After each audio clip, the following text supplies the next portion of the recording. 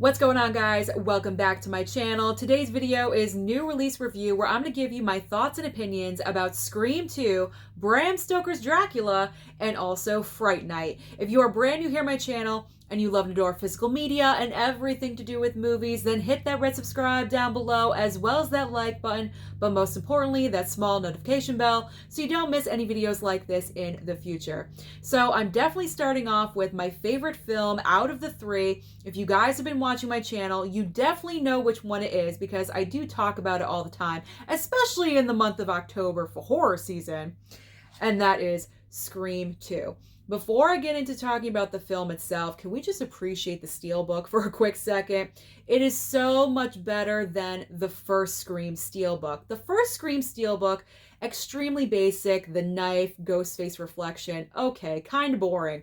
This one, so much better. Pretty much recreating the opening sequence. You have all the ghost faces in the movie theater, ghost face on the front with that knife.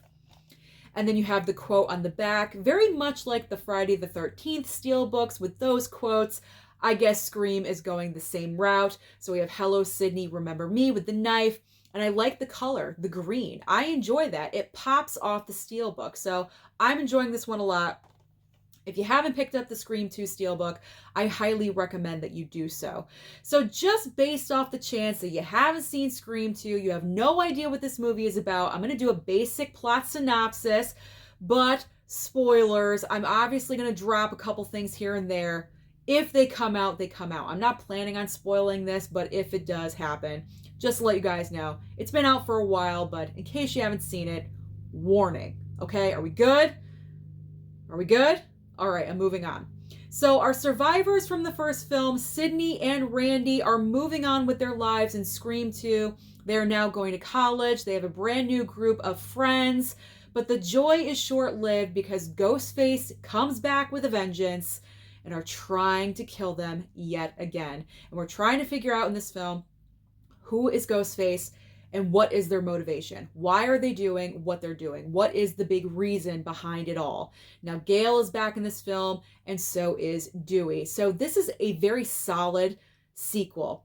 I've kind of had it lower in my list when I'm ranking the Scream movies. I'm not really sure why, but this past season, I've been watching Scream 2 more lately, and especially with this one, with the 4K transfer, I've been enjoying it a lot more. So if I were to do a Scream ranking right now, Scream 2 would be in second place because obviously the original is always going to be in first place for me.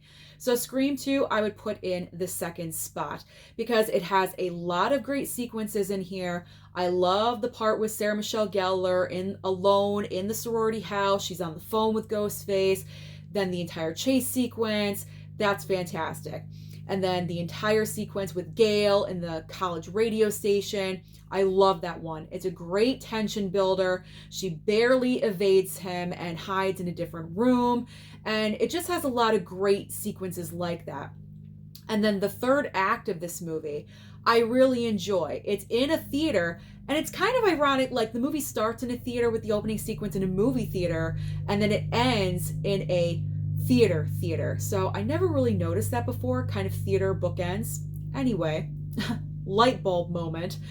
But I love the third act of this movie because with the ending of the first movie, I felt like that was Sydney showing her emotional strength. Whereas in Scream 2, she's showing off her physical strength. In fact, she at one point is compared to Linda Hamilton from Terminator 2 in this movie. And she kicks ass in this film. And that is the moment I said, she's my favorite final girl because she is strong and she knows how to defend herself and she is smart. She's not stupid. A lot of final girls are not so smart sometimes, but Sydney is one of the smartest. So that is why she is my favorite final girl. So Scream 2, should you pick this up? How is the 4K transfer? Yes, you should pick this up. Now, Scream, the original Scream, was a solid 4K transfer, but I feel like Scream 2 has a better 4K transfer, especially in the third act. For some reason, when they're in that theater, I'm not sure if it's the lighting of how they lit that scene, but it looks fantastic. This 4K transfer is extremely clear. Very nice to look at. It's not as good as Poltergeist. Poltergeist is still like the best of the year, but it's definitely up there. So overall, do I recommend that you pick up Scream 2 4K Steelbook? Obviously I do. And if you can't get the Steelbook, then just get the regular 4K slipcover. Get it on 4K. You will not regret it. It's a great transfer. It's a great solid sequel. You're going to enjoy it. I can't gush about Scream 2 enough. All right, let's move on.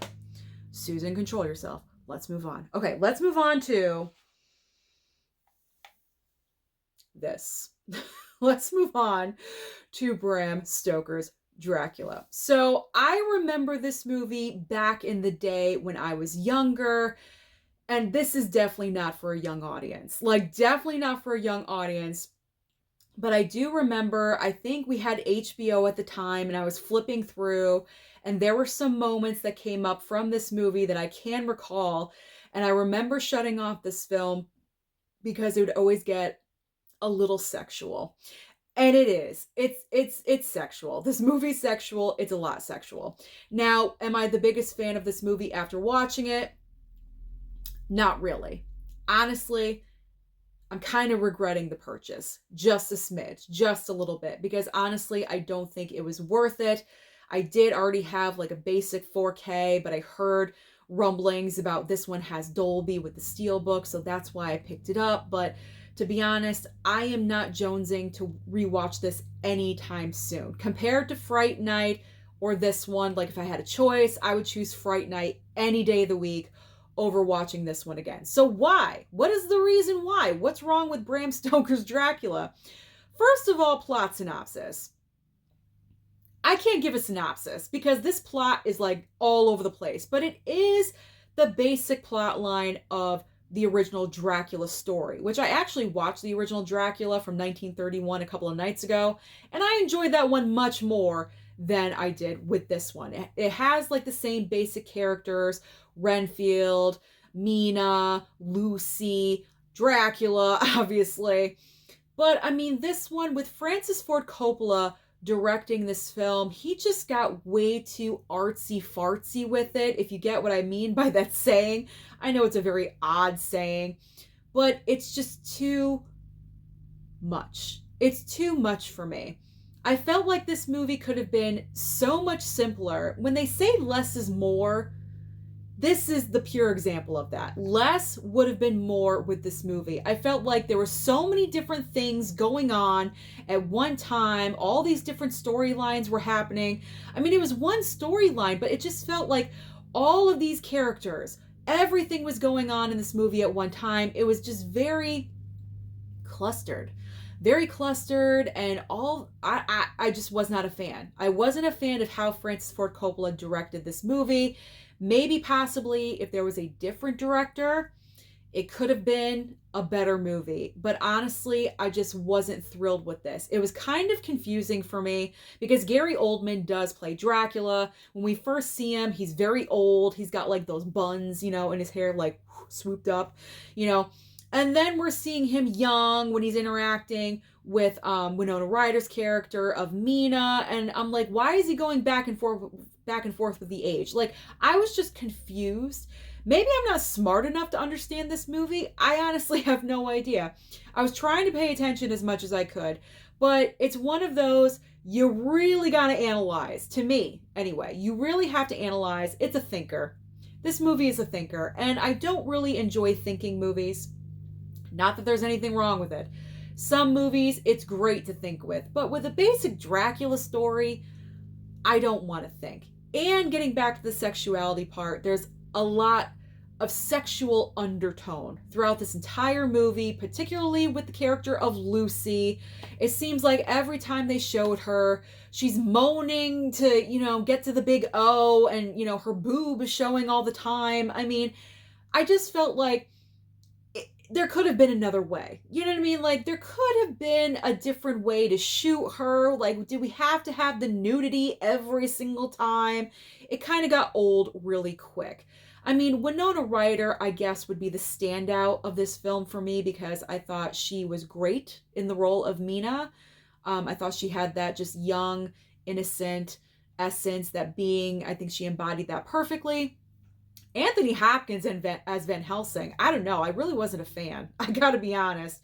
I think he was miscast. I didn't really like him as Van Helsing, I do have to say. So overall, oh, and with the transfer, sorry, I don't want to skip the transfer. The 4K transfer, it was all right. It wasn't the best. So it was so-so. It wasn't horrible. But I mean, do I recommend you to pick this up? No. I wouldn't recommend for you guys to pick this one up. I would say either wait for a sale or just avoid this one and move on to another vampire movie, possibly the next one that I'm going to talk about. So, Bram Stoker's Dracula, just okay. The movie didn't change my life. Honestly, kind of regret buying it, but you know what? It was a moment, and I just got it. What can I say? So now I have it. I'm not going to revisit it anytime soon in the future, but maybe a couple Halloweens from now. Who knows? Who knows what could happen? Maybe I have to watch it a couple times to understand what the hell's going on.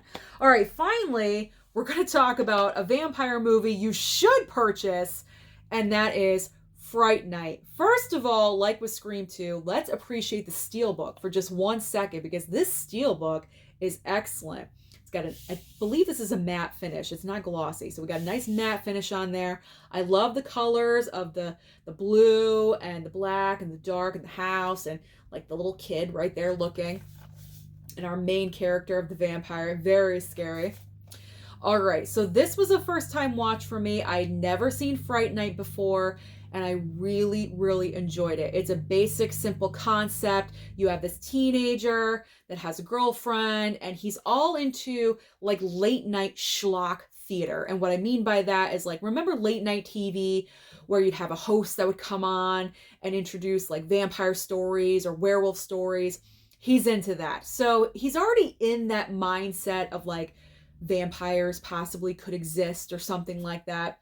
Well, come to find out, there's been some missing women or deaths in the neighborhood, in the city, and come to find out, his brand new neighbor is a vampire, and he's trying to convince everyone he is a vampire. You have to believe me. I'm not making up the story. He even goes as far as to enlist the host of the schlock TV show to come and help him, because he thinks that he's like a real vampire hunter or something like that.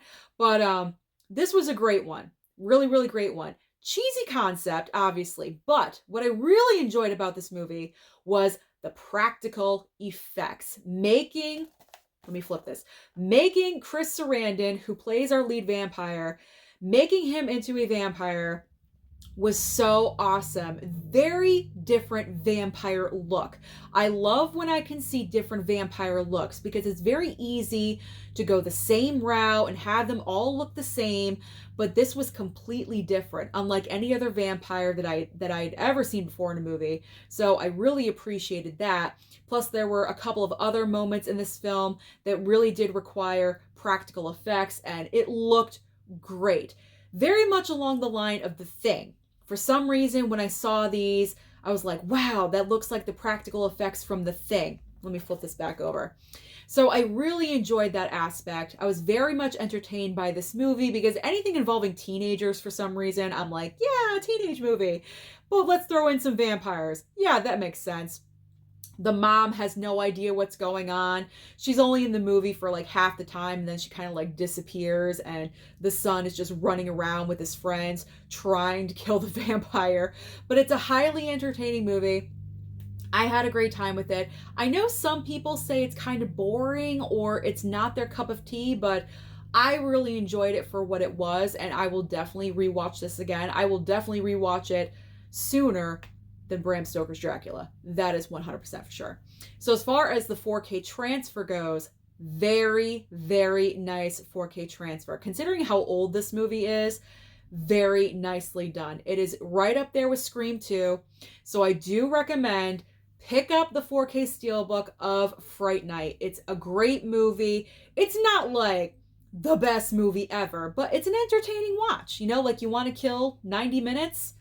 Put in Fright Night. It gets you in the mood for Halloween. It's perfect. And it's got a great 4K transfer. So, out of the three, Bram Stoker's Dracula, unfortunately, is a dud, but Scream 2 and Fright Night I had a great time with. They have solid 4K transfers, and I do recommend that you pick them up. So let me know down below, have you seen any of these movies? What did you think of them and their transfers? Don't forget to like and subscribe before you leave, and I'll see you next time.